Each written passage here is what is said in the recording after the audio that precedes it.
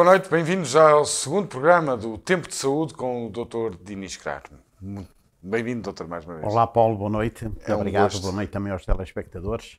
É verdade, nós começámos e ainda vamos continuar, passámos por este programa, porque isto ainda vai dar aqui uma discussão que é o síndrome do túnel do carpo, certo, doutor?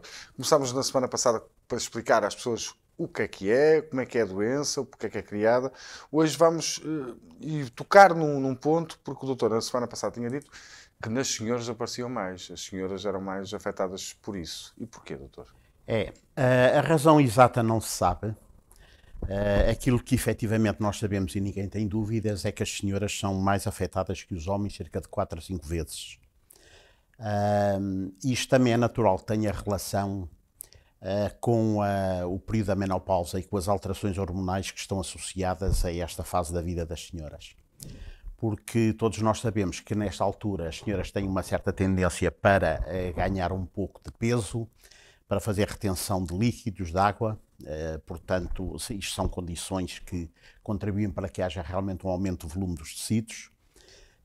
E também, repare, isto também é a idade em que se começam a manifestar as primeiras manifestações de reumatismo, portanto, nomeadamente as alterações relacionadas com a artrose, etc. E, portanto, é evidente que a inflamação relacionada com esses processos reumatismais também contribuem para que efetivamente o nervo mediano fique, portanto, comprimido dentro do túnel do carpo. É claro que os homens também têm manifestações reumáticas, como é óbvio, mas não haja dúvida nenhuma de que há uma predileção deste tipo de afecções pelo sexo feminino. Portanto, no fundo são mais as senhoras até que recorrem ao Serviço Nacional de Saúde, neste aspecto, não? Sim, porque, como digo, tanto recorrem evidentemente as senhoras como os homens, mas as senhoras numa proporção muito maior, uma vez que são as principais afetadas pela doença. Também tem a ver com aquele que disse no programa passado, que se calhar aquelas são as senhoras que fazem o crochê, o tricô, têm no fundo aquelas posições mais minuciosas com os dedos. Sim, isso também é possível, até porque aquilo que efetivamente se nota as costureiras, é que, por exemplo, não é? Aliás, eu penso que já disse isto a semana passada, que é um ponto também muito controverso, esta situação pode ou não ser uma doença profissional. Pois. Habitualmente não é classificada como tal. Mas é importante saber isso, não é, doutor? Porque por causa depois também da forma... É importante porque depois é evidente que isto também tem implicações a nível laboral, a nível de companhias de seguros, prováveis indemnizações a que as pessoas tenham direito. Agora, isto é um pouco difícil de provar porque a verdade é que todas as pessoas podem ser afetadas pelo túnel do carpo independentemente da sua profissão.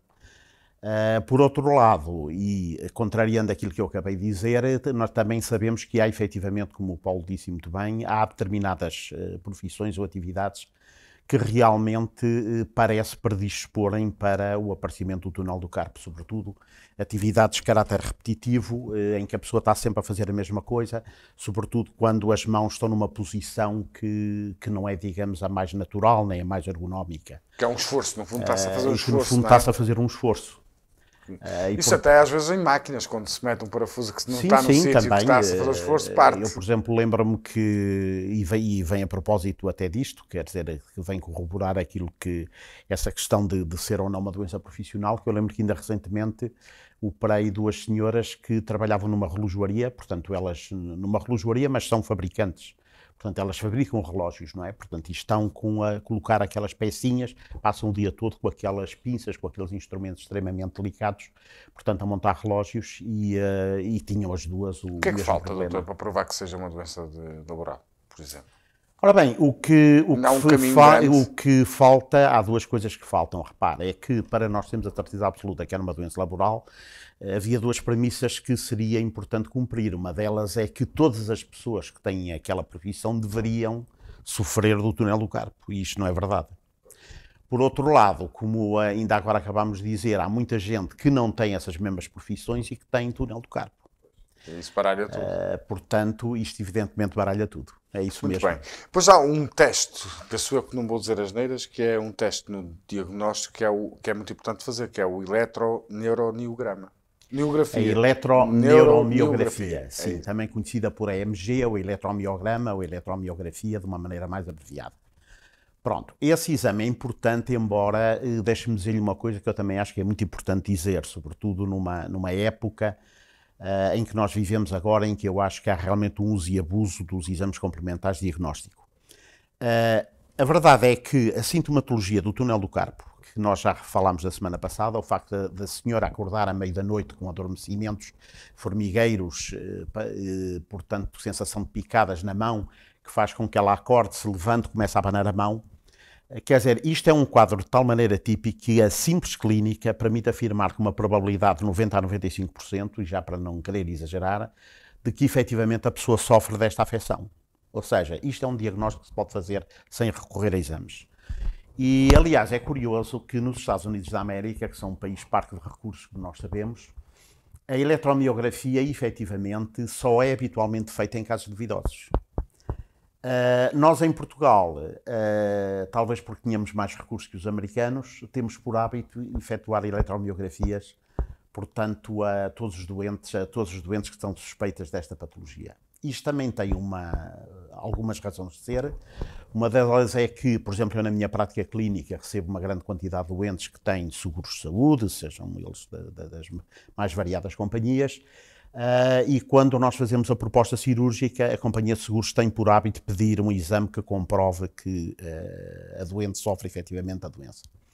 Depois, a eletromiografia também tem uma vantagem, que ela tem duas à partida, que é não só confirmar-nos o diagnóstico, mas também nos permite quantificar o grau de afecção do nervo mediano.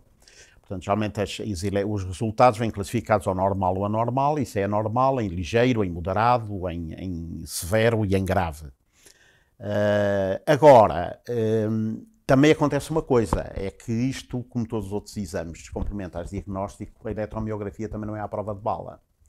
E acontece uma coisa curiosa, é que nós somos mais sensíveis que o exame.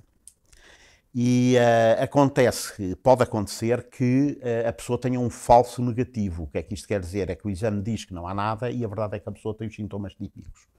E porquê é que isto acontece? Porque, repara, o exame, aquilo que diz, não é se a pessoa tem dores, se tem sintomas, se acorda à meia da noite, o exame não é isso que nos diz. Aquilo que o exame detecta é se a eletricidade, porque os nervos são como os fios elétricos, só que os fios elétricos, no nosso caso, funcionam a 220 volts, e no caso os nervos funcionam em milivolts, mas no fundo os nervos são como os fios elétricos, funcionam com corrente elétrica, e aquilo que o exame nos diz é se há já ou não um atraso na transmissão do fluxo elétrico. O que quer dizer que se a pessoa for fazer o exame numa fase muito precoce da doença, em que o nervo ainda não apresenta alterações estruturais, nós podemos ter um falso negativo.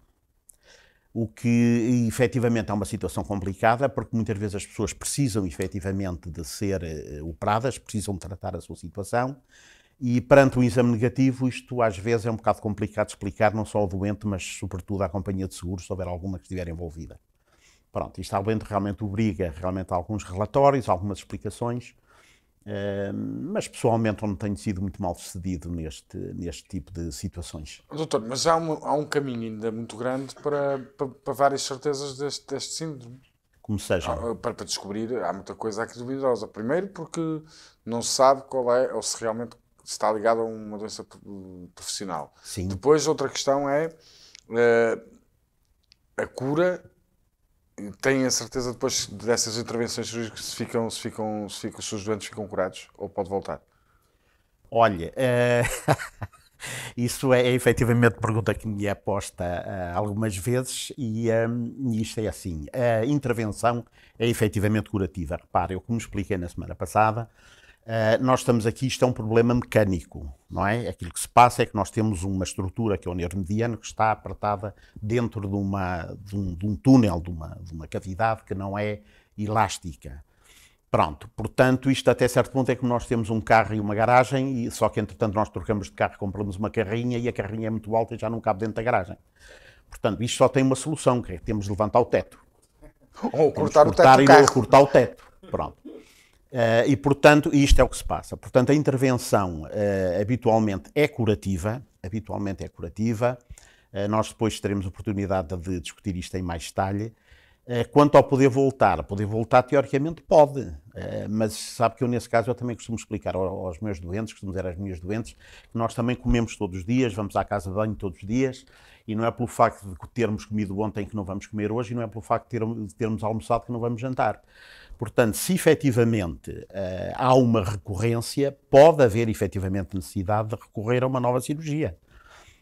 E isso efetivamente é um facto. Agora também lhe quero dizer que, pela experiência que tenho e pelos casos que tenho feito, as probabilidades disto acontecer são muito pequenas, são muito poucas. A cirurgia sendo e nós bem temos dados, doutor, de quantas pessoas em Portugal, por exemplo, já sofreram deste síndrome? Não, mas olha, não porque, como sabe, infelizmente, nós cá em Portugal, em termos de estatísticas, também isto não é propriamente o nosso forte.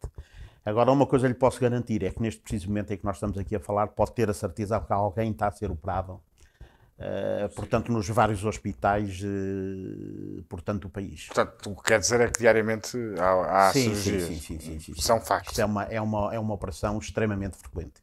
É um facto. É uma operação cara? Porque quando se fala de que é preciso companhias de seguro e depois reverem os exames, deve haver algum valor substancial. E o que eu quero perguntar é se o Serviço Nacional de Saúde financia ou se ajuda os doentes neste tipo de situação. Olha, à partida não, assim como todo o tipo de cirurgias. Como sabem, em relação ao Sistema Nacional de Saúde, portanto, o Sistema Nacional de Saúde financia as operações desde que elas sejam feitas no Hospital do Estado. Se efetivamente a pessoa pretende recorrer à Mas esse é o caminho. Privada. Mas o caminho, por exemplo, na luta, no fundo, isso é que seja integrada no Serviço Nacional de Saúde, ou não? Para as pessoas terem a sua direito ao saúde. Ora bem, isso depende do que a pessoa quiser, não é? Portanto, mas para isso também o Estado também tem que reconhecer que é algo que é necessário, né? E ajudar as pessoas. Neste momento pode haver dificuldade. Não, sim, quer dizer, é como tudo, quer dizer, a pessoa se necessitar de uma operação, seja ela à mão, ao pé, à cabeça, portanto pode recorrer ao Serviço Nacional de Saúde, portanto ter uma consulta da especialidade e será marcada para ser operada, portanto, dentro do hospital. É esse dentro do hospital. Muito bem, doutor, voltamos, mas vamos continuar neste tema, né, no próximo programa, certo? Vamos continuar, sim. Porque ainda há aqui muito há realmente aqui muito para dizer. Muito para discutir, e nós estamos numa região que é de certeza que muitos provavelmente poderão se identificar com o que estaremos aqui a falar, e quem sabe até o diagnóstico pode ter sido aqui e dizerem que tem umas picadelas e afinal isto é o síndrome do túnel do carpo. Pode acontecer. Doutor, um bom fim de semana, muito obrigado. Igualmente, muito obrigado. Voltamos na próxima semana. Com certeza. Foi Tempo de Saúde, já sabe, com o Dr. Diniz Carmo, aqui no Novo Canal. Boa noite.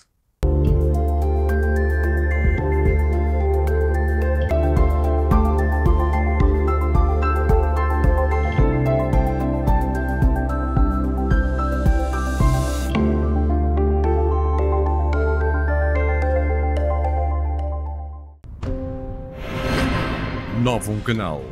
Sempre novo, sempre seu.